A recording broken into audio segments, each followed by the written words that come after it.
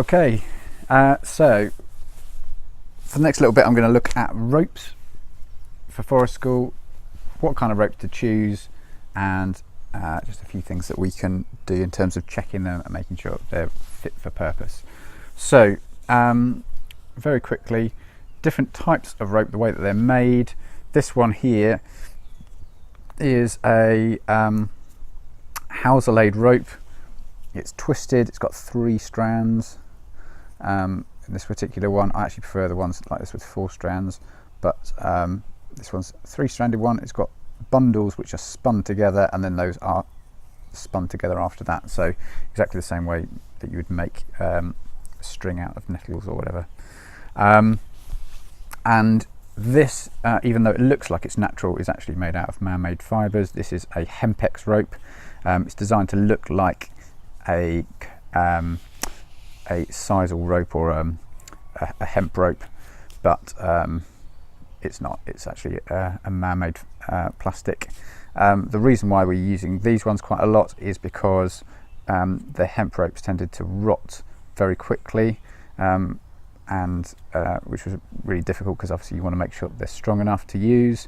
So if you are using hemp ropes, then you need to make sure that they're checked regularly. And I'll show you how to do that in a minute, to make sure that they're actually going to hold up properly. And obviously if you're using them for a purpose such as making a rope swing or something like that, you need to make sure that you're using the right kind of rope to keep the kids safe. So this one here is a Hempex rope. This is what we're using to put this shelter together here, and it's yeah, about 6 mil, I would suggest that one, just to give you a bit of an idea. Right, next one. This is actually a float rope, which you use for kind of water rescues and bits and pieces. They have by the side of pools. This is a braided rope, and if I bring it up close you can have a look that the fibres are braided together. There is no core to this rope, it's just the fibres here. This one is from a forest school perspective, it's probably not particularly useful, obviously unless you're going around down by the stream, in which case we take this one with us just in case we need to pull anybody out. And but considering braided cord, if you're getting really thin string, paracord is great but very expensive. But if you're getting kind of reels of string for tying shelters together and doing bits and pieces with, then braided is much better than something which is cheap with a core, because the core keeps on snagging through and you'll get these tufts all the way down, and eventually you get a bit frustrated with the whole thing. So that is braided cord. So we've got hawser-laid, braided, and the last one here is Kernmantle. Now this one is a rock climbing rope, and you get the same kind of thing on boats, where you've got a core, which is difficult to see, and the core is made up of lots of tiny fibres, and then it's got a sheath over the top to protect it. Very, very strong. Don't particularly deal, in fact none of these ropes, because they're all nylon, will deal particularly well with a huge amount of abrasion and heat, but very, very strong, and has quite a lot of elasticity to it. The way that these ones are formed is they actually they have a great big vat. They put a dip in the middle, 2 chemicals mixing together, and as they pull out the dipstick, it has a kind of spider web like thread on the end of it.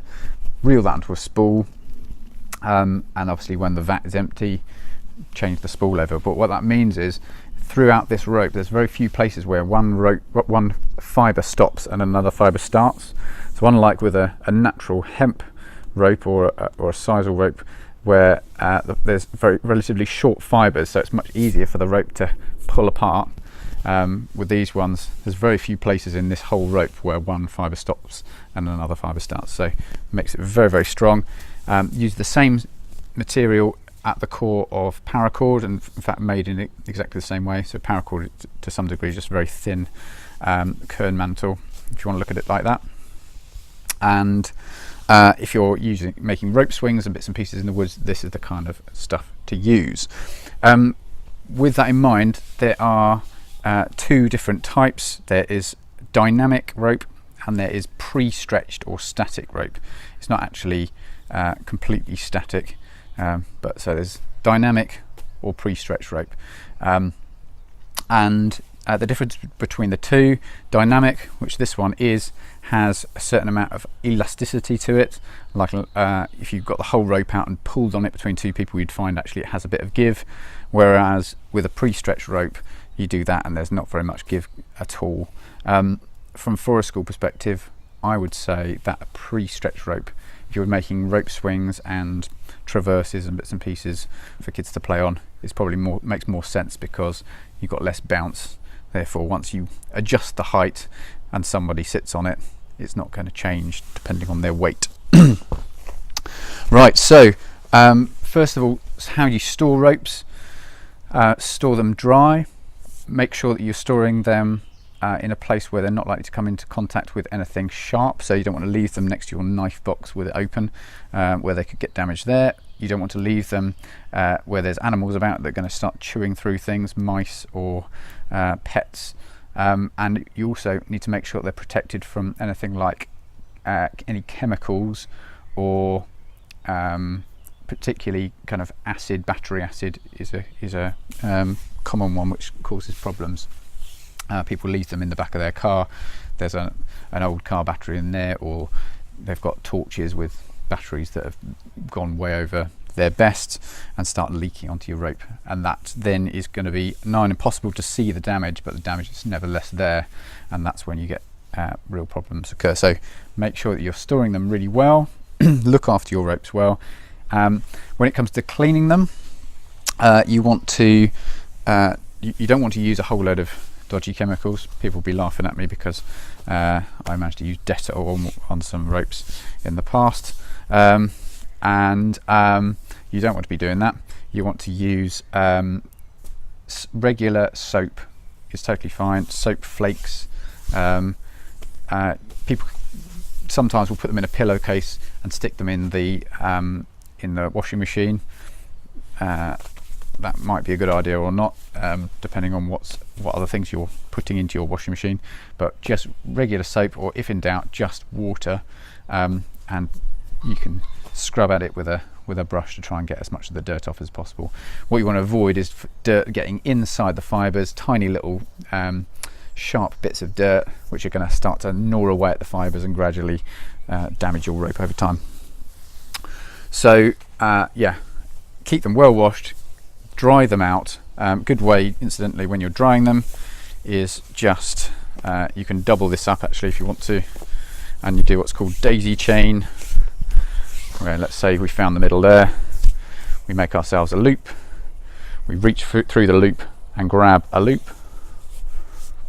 we reach through that loop and grab a loop, reach through there, and you keep on going down like that, and you gradually make yourself a daisy chain of rope, which is a lot easier just to hang up and let drip dry than if you're trying to coil it all over a log or something like that.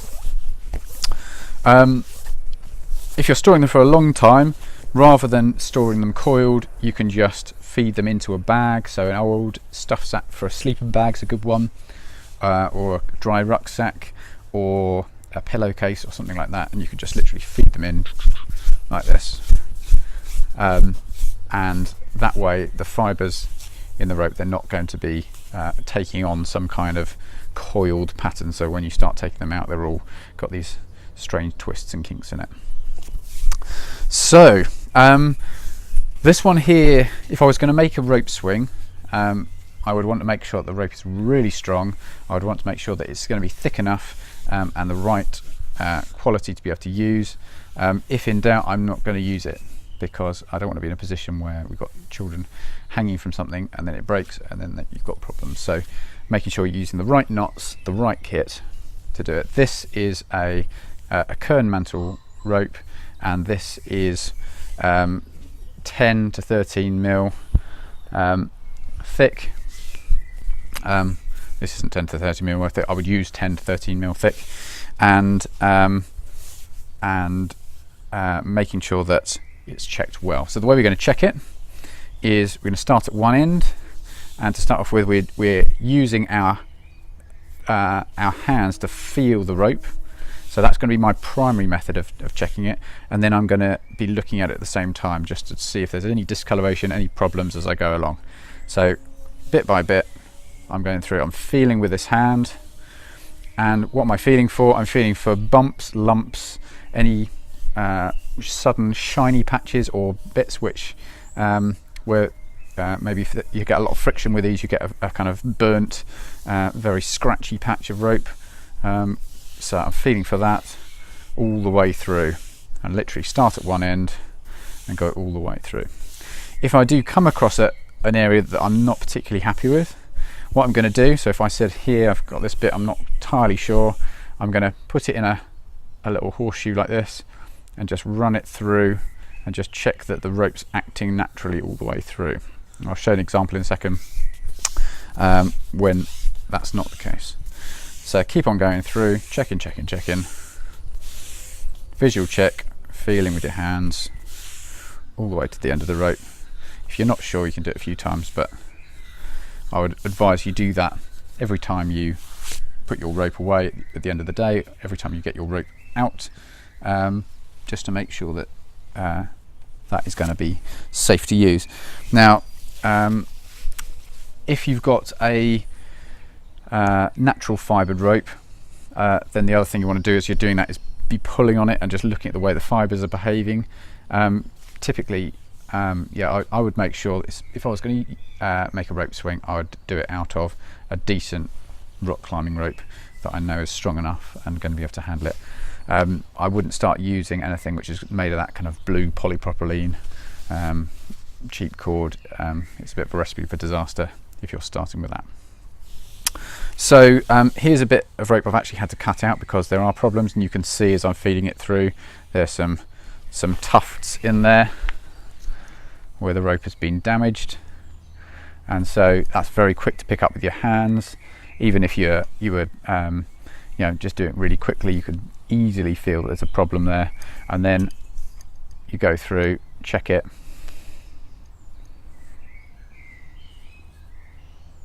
and suddenly we get this kind of lolloping. It's not behaving happily, it's not natural. You can now see really clearly the white